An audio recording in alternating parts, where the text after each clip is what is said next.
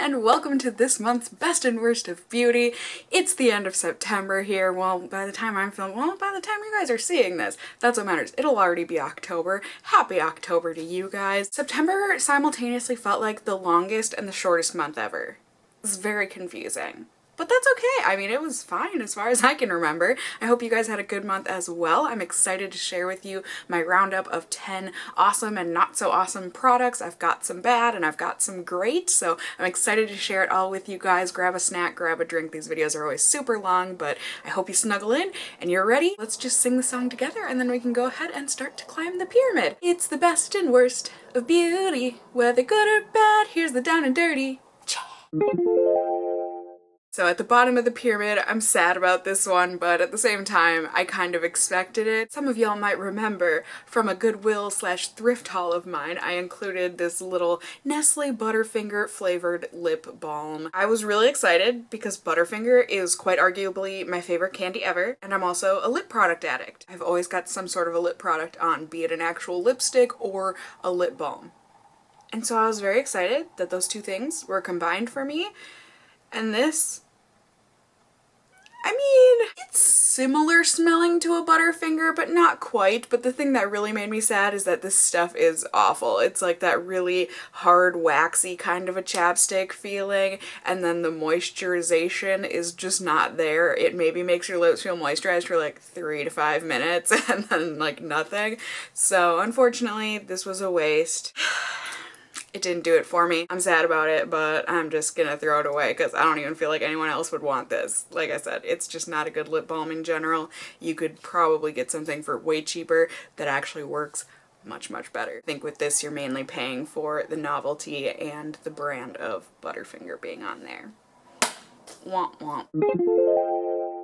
Next up on the pyramid, this is a product that I also had high hopes for, but I had high hopes because this stuff actually gets some hype, I feel like. I feel like there's quite a few people that actually really love this setting spray, but I think as you were able to see in my first impression review Let's Test video on this, it just doesn't do anything for me. This is the Milani Make It Last Setting Spray Prime Correct Set 16-Hour Wear.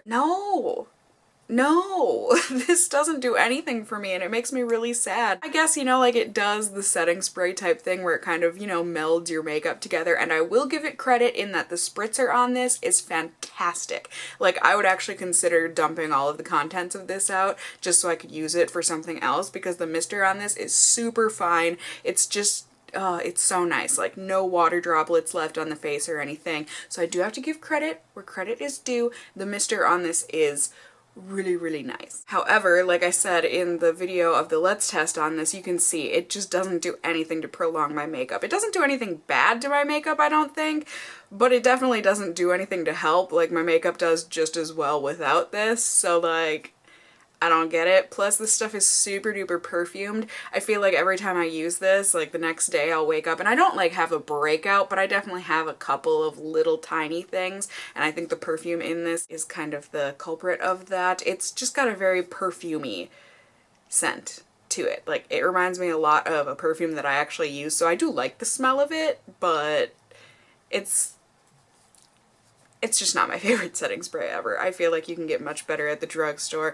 like the L'Oreal Pro Infallible, is that what it's called? The one that comes in the black bottle. That one is excellent, and this one just didn't do it for me. And the next thing on the bottom of my pyramid, I'm really sad because I really wanted to love this and it comes in such a pretty bottle, but with further testing, it's just kind of okay. This is the Fenty Beauty Soft Matte Pro Filter Instant Retouch Primer. This is supposed to be like a blurring, mattifying, lovely primer. It's from Rihanna's new Fenty Beauty collection. I did a full face of first impressions on this stuff, so if you guys want to see that, I do always leave cards up in the corner here for you and also have links down below, but it comes in a beautiful bottle. I love the color of it. I love the pump on it, like nice, and it's just a very attractive effective bottle. But the actual primer, I mean, it does okay. Like, don't get me wrong, it's not a bad primer. I just personally have better primers, and I wasn't sure when I tested this with the foundation, like, was it the foundation, was it the primer, was it the powder, like what was making things look really nice.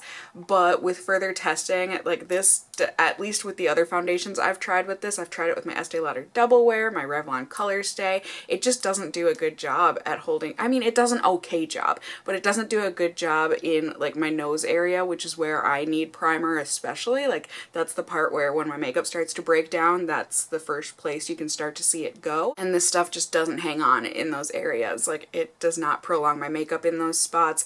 Otherwise, it makes my skin look nice. But like I said, I just have better primers, and this one just... Plus, it does also have fragrance to it, which I'm not the biggest fan of, just in any of my products. I mean, granted, there are some products that have fragrance in it that I use and they don't irritate my skin, but it just makes me a little nervous. And this one's, I don't know, the smell just isn't my favorite. It's like kind of a soft, powdery-ish, vanilla-ish kind of I don't know. It's just not my favorite. I'm really sad, but you know, hopefully I can pass this on and someone else will get some good use out of this. At least I hope so.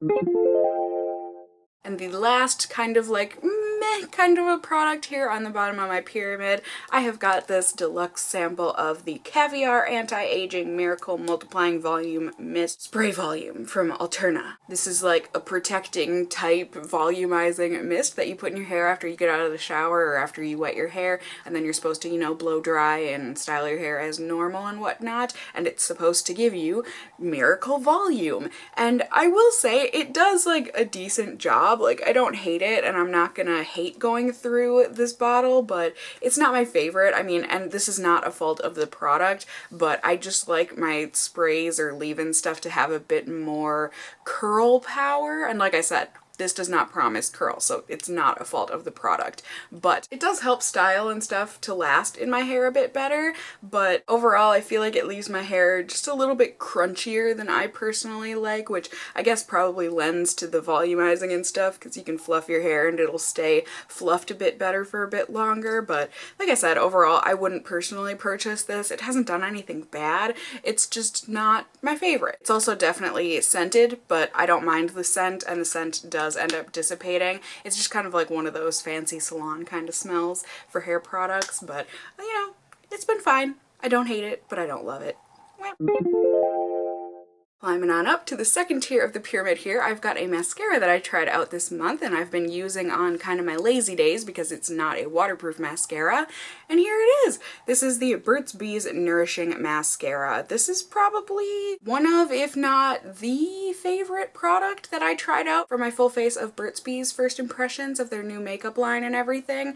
You know, it's a good drugstore mascara, and it's not waterproof, so like I said, it's just, for me anyways, I don't have it on my lashes today. I apologize. I wanted my mascara to last a bit longer. But for those days where I'm just like running to the grocery store, or maybe I'm grabbing coffee with a friend, but then I know I'm gonna come home and take my makeup off right after, so I don't need my mascara to be really long lasting, and I want to be able to just wipe it off super easy.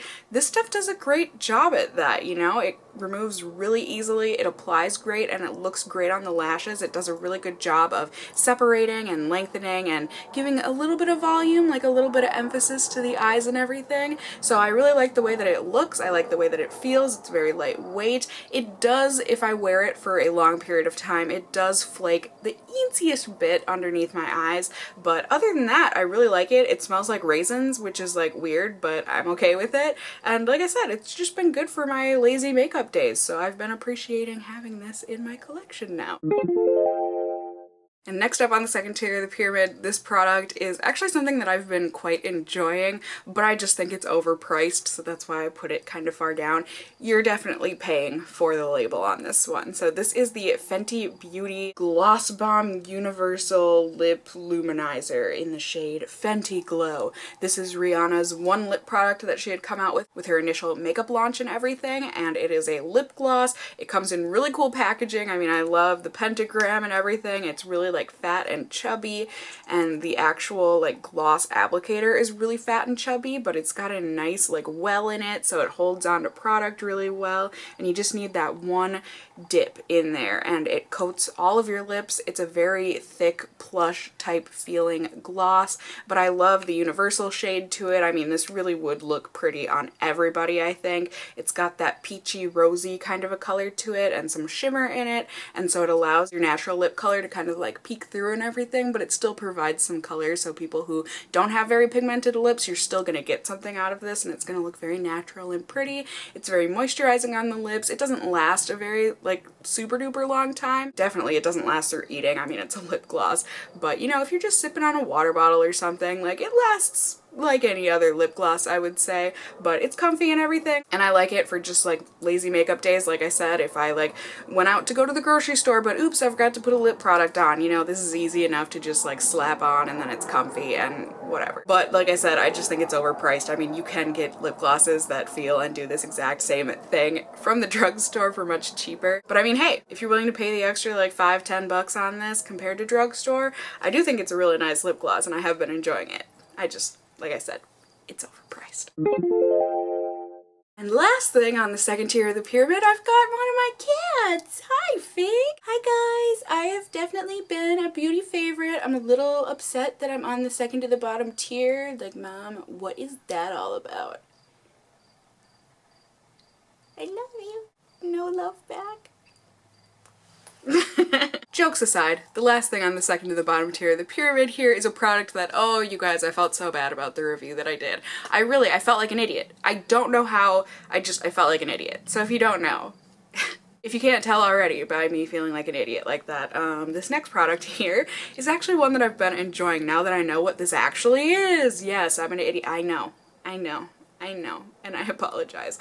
But this is the Benefit Boi-ing Airbrush Concealer. I have the shade number 1. This is just supposed to be a very lightweight concealer that you put on underneath your eyes. I think it said you can spot conceal and stuff with it, but mainly I think it's an under eye type of a concealer, and I love using it paired with my Benefit Fakeup. I think those two in tandem work really well at brightening and smoothing under the eyes. It's a great, like, kind of, it's pretty much almost creaseless on me, and I have very creasy under eyes, so for a product to not crease on me under there or even crease minimally, that is just, oh yes. It's very lightweight, it blends in very easily, but it still does do a good job at covering decently. It's not heavy duty coverage, but it does do a good job.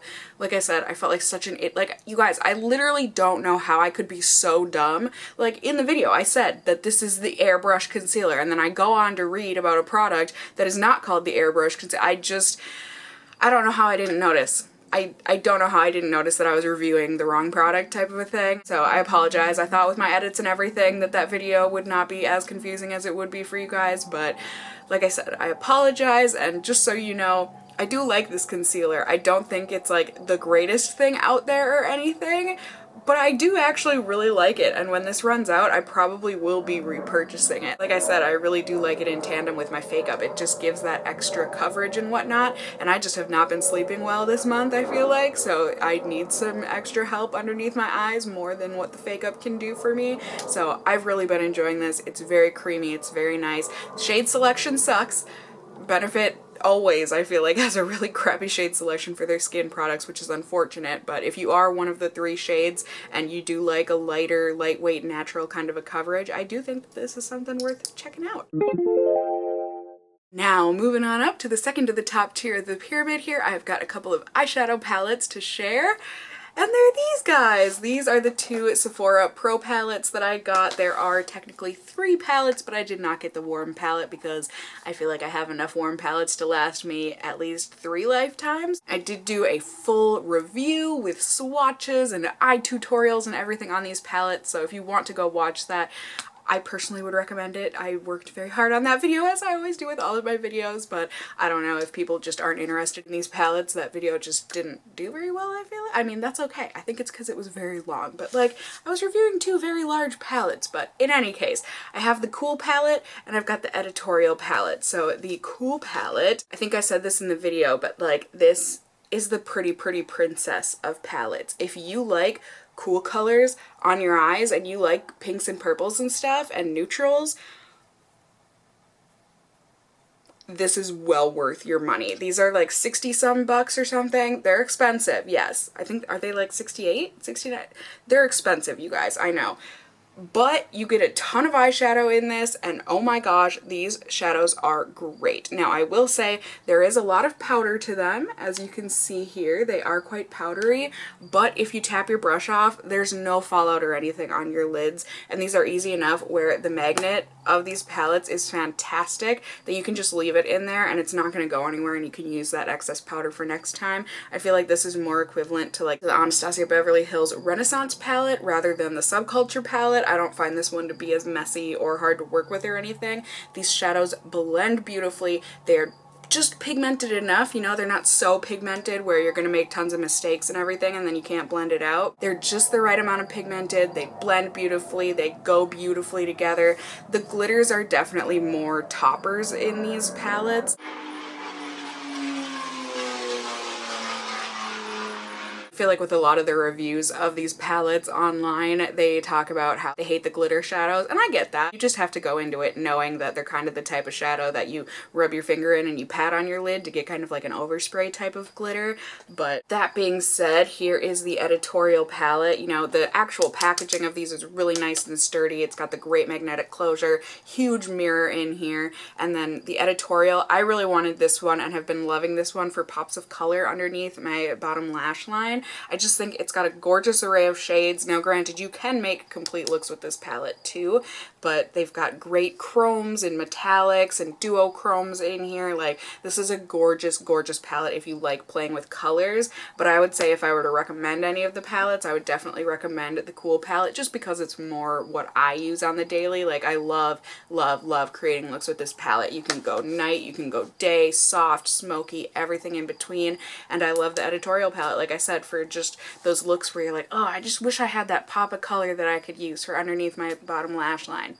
Editorial's got you covered for sure. The quality of these palettes are absolutely fantastic. I am so happy to have these, and they will be staples in my collection for forever. And if my children and my children's children ever want to use them, there's probably enough to go around. They'll probably be able to keep on using these long past my lifetime.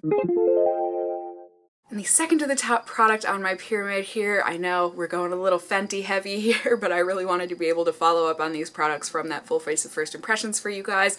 I have got the foundation that came in that line of products. I don't feel like that needed to be such a lengthy sentence, but this is the Fenty Beauty Pro Filter Soft Matte Longwear Foundation. I've got the shade 150. This is just a deluxe sample that I got from Sephora when I ordered everything else from the Fenty line, or not everything, but the other things that I purchased from Fenty. And I've really been liking this foundation, you guys. It is a nice foundation if you have extra oily skin like I do. It's got a couple flaws in it for sure, but I think this is well worth your money. It's not super duper expensive in comparison to other foundations you can buy at Sephora, you know, Too Faced, Urban Decay, that sort of a thing. And it just wears like a dream. I mean, I feel like it makes my skin look super nice and soft, kind of airbrushed almost. I mean, it just looks so natural and nice, especially once it combines with my oils throughout the day and everything. It just wears really, really nicely. I would say it does fade a little bit throughout the day. I mean, it doesn't stay perfect looking,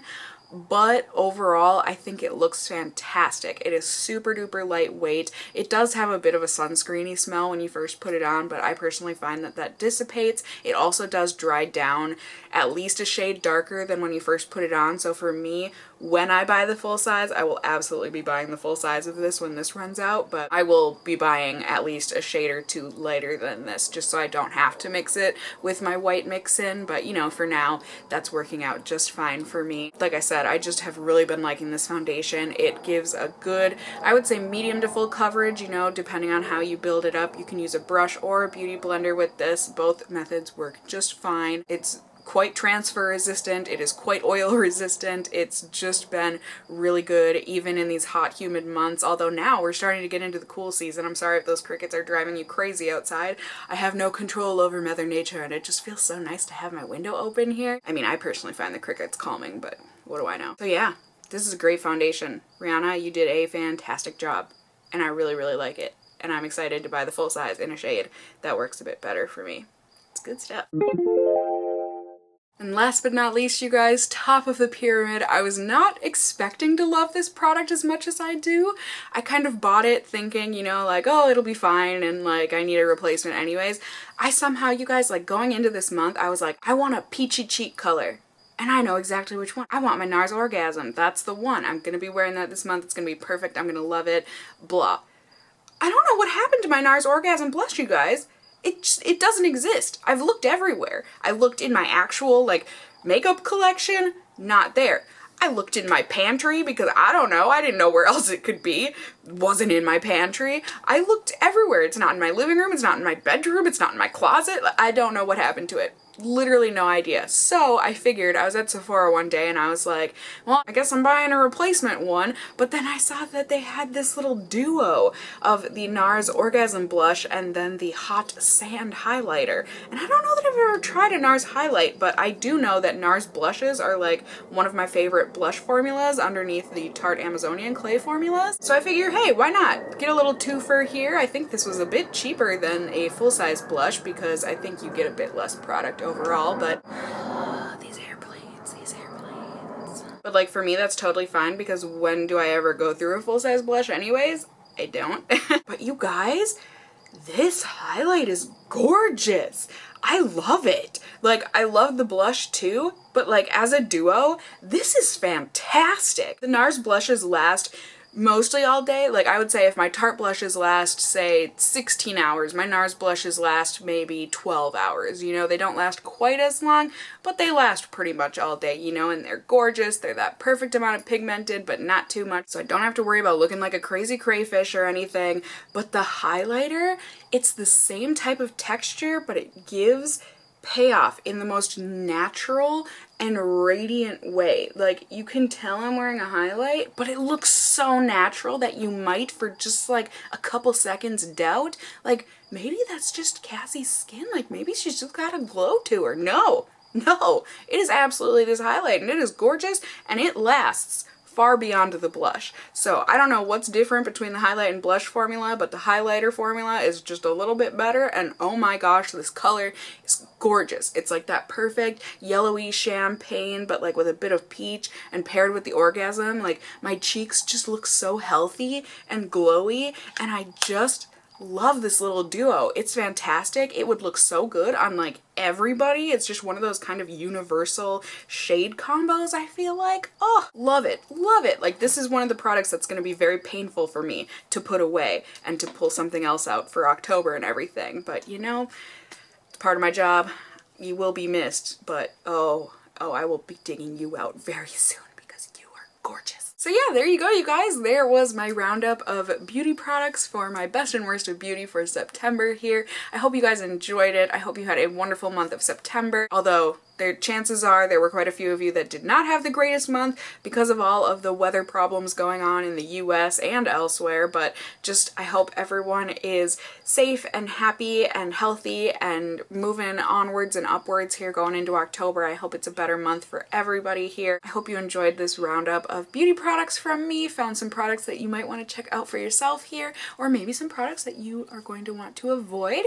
If you did, please do go ahead and give me a thumbs up down below. I would really appreciate it. And if you're new here, hey, hi, hello, how are you? You can go ahead and subscribe if you want to see more content from me in the future. You can become a member of my casserole family here on my channel. I'd love to have you here. And as always, I just hope you guys are all doing well. And until next time, just stay well until then. Bye!